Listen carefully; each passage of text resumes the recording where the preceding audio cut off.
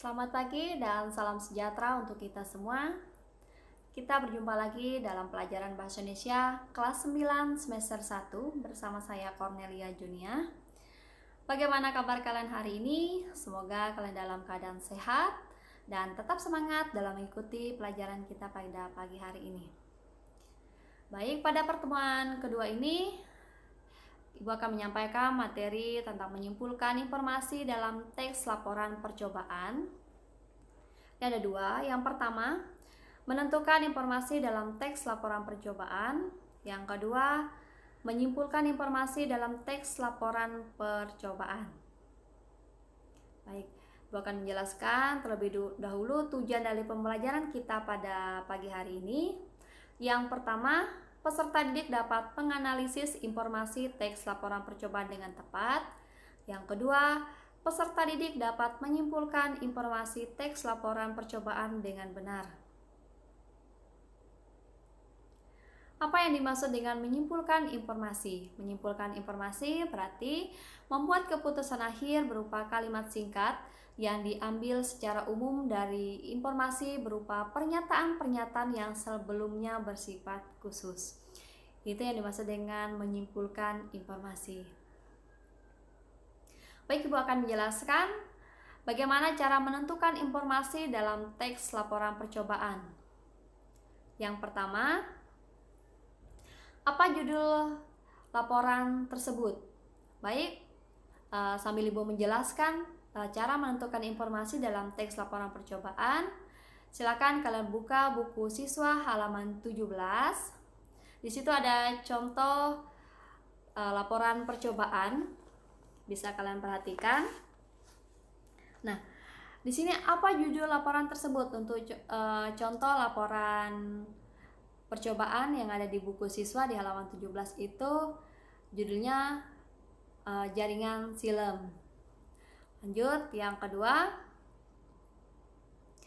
apa objek laporan percobaan tersebut? Objeknya berarti sesuatu yang diteliti. Yang diteliti di situ apa?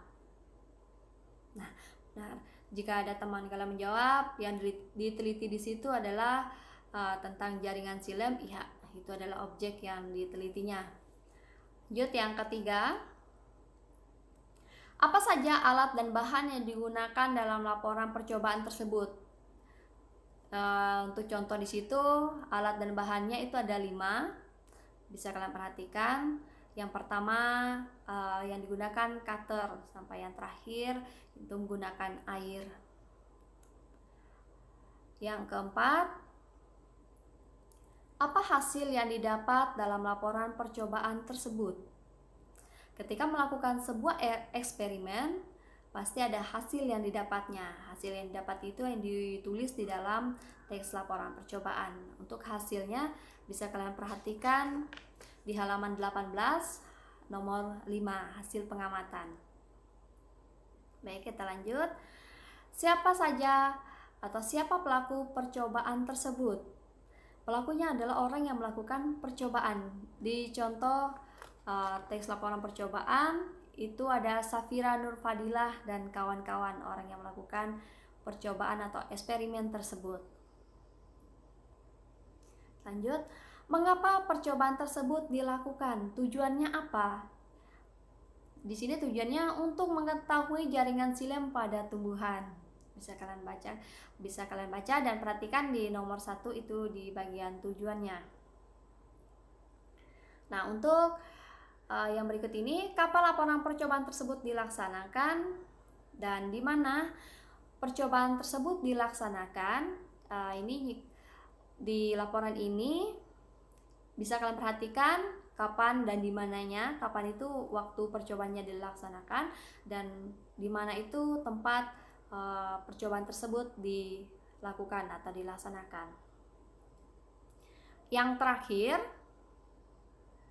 bagaimana langkah-langkah percobaan tersebut atau bagaimana prosedurnya, bagaimana cara kerjanya, itu bisa kalian perhatikan di halaman 18 di nomor 4 itu ada langkah-langkahnya. Itu adalah contoh laporan percobaan. Baik, kita lanjut. Ibu akan menjelaskan cara menyimpulkan informasi dalam laporan percobaan. Yang pertama, bacalah dengan saksama laporan percobaan tersebut. Apa itu saksama? Saksama itu bentuk baku dari kata seksama, ya. Mungkin kalian merasa aneh, kenapa ada kata saksama? Itu bentuk bakunya. Baik, yang kedua, catat setiap informasi yang terdapat dalam laporan percobaan tersebut. Gunakan unsur 5W plus 1H. Yang ketiga, simpulkan informasi secara garis besar berdasarkan laporan percobaan tersebut. Jadi disimpulkan secara garis besarnya isi laporan percobaan tersebut. Dan yang terakhir, pilihlah kosakata baku dan susun dengan gaya kalimat kalian sendiri. Tetap gunakan kata baku dan gunakan kalimat efektif. Baik, ini ada contoh teks gitu, teks laporan. Ini bukan laporan percobaan ya, ini contoh teks. Ini ada 3 teks, bisa kita perhatikan. Teks pertama ini tentang Venus, teks kedua tentang kelelawar, dan teks ketiga tentang kehidupan di Antartika. Ini silakan kalian baca di halaman 12 di buku paket siswa. Silakan kalian perhatikan. Setelah kalian baca dengan seksama, kita lanjut. Ini Ibu akan memberikan kalian tugas. Nanti kalian akan mengisi tabel. Di sini ada 3 tabel. Silakan kalian isi. Cara mengisinya bagaimana? Gunakan kata atau frasa benda atau nomina. Ini ada contohnya sudah. Di sini tabel pertama. Venus adalah planet dalam sistem tata surya kita. Di tabel sebelah kirinya kita mengisi di tabel sebelah kanan, gunakan nomina, gunakan kata benda, ya. Boleh kata, boleh frasa. Di sini kita isi sesuai dengan di sebelahnya pengertian planet Venus. Yang kedua, Venus sama besarnya dengan bumi. Berarti ini untuk mudahnya inti dari pernyataan di sebelah kiri atau inti dari tabel di sebelah kiri itu apa? Itu kalian isi di tabel sebelah kanan. Oke, di tabel sebelah kanan berarti kita isi intinya apa? Oh, tentang ukuran planet Venus. Ingat, gunakan nomina, gunakan kata benda. Kata benda di tabel pertama ini apa saja? Ada Venus, ada planet, ada Merkurius, ada matahari, dan lain sebagainya. Boleh kalian cari sendiri. Sama halnya dengan tabel yang pertama. Tabel yang kedua ini tentang kelelawar. Cara pengerjaannya juga sama. Di sini ada pertanyaan atau pernyataan nomor yang pertama. Yang pertama, kelelawar merupakan mamalia. Berarti kita jawabnya bagaimana? Berarti jawabannya pengertian dari kelelawar. Untuk kata benda atau nomina di tabel kedua ini ada kelelawar, mamalia, tikus, kaktus, dan lain sebagainya. Bisa kalian cari sendiri. Oke, kita lanjut ke tabel ketiga. Tabel ketiga ini kehidupan di Antartika. Kita perhatikan, semua kehidupan di Antartika adalah di dalam laut. Di kedalaman laut biru ada jaringan makanan. Kita jawabnya seperti apa? Kehidupan di Antartika. Mudah kan? Yang penting kalian mengerjakannya dengan sungguh-sungguh, kalian membacanya dengan teliti, pasti bisa kalian kerjakan. Ini, oke. Karena kalian belum pernah mendapatkan materi kata benda, Ibu akan menjelaskan dulu sebelum kalian mengerjakan yang tadi. Ibu akan menjelaskan apa yang dimaksud dengan kata benda. Kata benda atau yang kita sebut dengan nomina adalah kelompok kata dalam bahasa Indonesia yang tidak bisa bergabung dengan kata tidak. Ingat, kata yang tidak bisa bergabung dengan kata tidak. Contoh, kata rumah. Kata rumah tidak bisa bergabung dengan kata tidak. Jika digabungkan dengan kata tidak, berarti katanya tidak rumah. Rasanya menjadi tidak rumah. Nah, tidak bisa seperti itu. Biasanya kata benda berfungsi sebagai subjek atau objek dari klausa. Ingat, ada subjek, predikat, objek ditambah dengan keterangan. Kita lanjut. Ini prasa, pengertian dari prasa.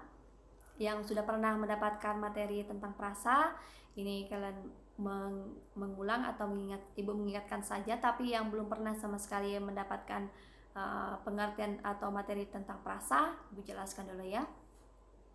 Prasa adalah gabungan dua kata atau lebih yang bersifat non predikat. Berarti prasa itu tidak memiliki predikat, ya. Ini contohnya rumah besar, rumah sakit, dan lain sebagainya. Ini ada dari yang paling kecil, tingkatan dari paling kecil itu ada kata, ada prasa, ada klausa, kalimat. Setelah itu baru paragraf. Jadi kata, prasa, klausa, kalimat, paragraf. Begitu dia tingkatannya ya. Baik. Ini prasa ini dibagi menjadi 3 jenis.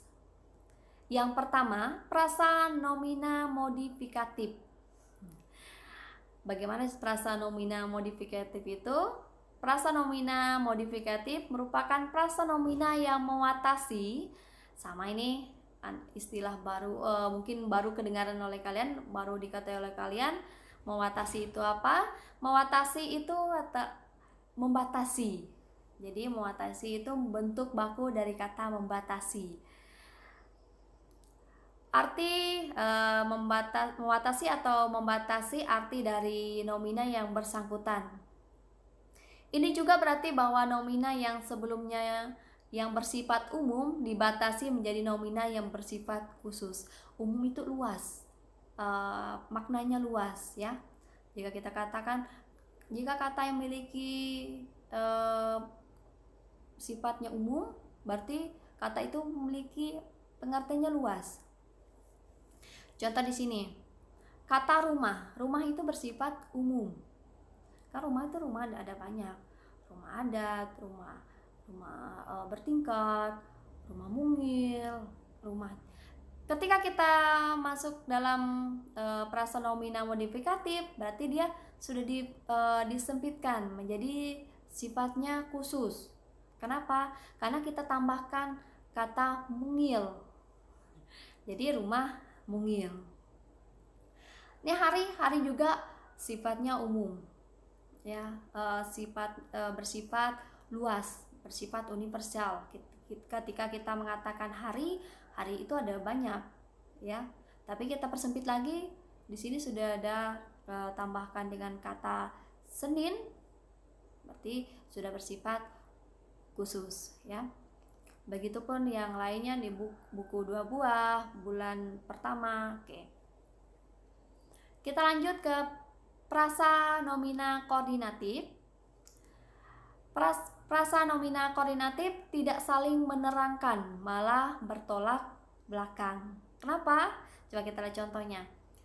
Hak dan kewajiban. Hak dan kewajiban ini adalah dua hal yang berbeda. Sandang pangan. Sandang itu apa? Ya, sandang itu pakaian, pangan itu makanan. Dua hal yang berbeda. Dua hal yang saling bertolak belakang dan tidak saling menerangkan. Masuk dalam jenis prasa nomina koordinatif. Sayur mayur. Sayur mayur kan sama saja. Tetapi dalam kata sayur mayur itu terdapat berbagai jenis atau berbagai macam jenis sayuran. Kata lahir batin ini adalah dua hal yang berbeda. Baik. Kita lanjut yang ketiga, prasa nomina apositif. Prasa nomina apositif adalah prasa yang berusaha memperluas atau menambahkan pengertian subjek melalui gabungan kata nomina yang lain. Ini maksudnya seperti ini. Subjeknya sudah jelas, informasinya sudah jelas, tetapi diperjelas lagi. Padahal kita sudah tahu maksudnya seperti apa, tapi diperjelas lagi. Oke, kita contohnya yang pertama. Jakarta ibu kota negara Indonesia. Sudah berumur 485 tahun. Jakarta, ditambahkan lagi keterangan untuk memperjelas. Jakarta, ibu negara Indonesia. Padahal ketika kita membaca Jakarta saja, bayangan kita ya sudah ibu kota negara Indonesia, tetapi ini diperjelas, berarti dia masuk dalam jenis prasa nomina apositif. Yang kedua, Sang Saka Merah Putih, bendera negara Republik Indonesia, dikibarkan setiap hari besar nasional. Sang Saka Merah Putih, diperjelas lagi, diperluas lagi, bendera negara Indonesia. Menambahkan ditambahkan lagi. Yang terakhir, Banjarmasin, kota 1000 sungai. Kata Banjarmasin ditambahkan lagi dengan kata 1000 sungai. Misalnya Samarinda, kota tepian. Ya situ ya. Gitu. Oke. Baik, sampai di sini penjelasan Ibu tentang kata benda. Ibu harap kalian bisa mengerjakan tugas yang Ibu berikan. Kerjakan tabelnya dengan benar-benar, silakan dibaca dengan teliti, jangan terburu-buru. Baik, kita berada di akhir materi kita pada hari ini. Ibu akan menyimpulkan dari keseluruhan materi kita. Kesimpulan dari materi kita hari ini, menyimpulkan informasi berarti membuat keputusan akhir berupa kalimat singkat yang diambil secara umum dari isi laporan percobaan tersebut. Baik, ini saja materi yang bisa Ibu berikan. Lebih dan kurangnya Ibu mohon maaf. Jika ada pertanyaan silakan ditanyakan. Selamat pagi dan salam sejahtera untuk kita semua.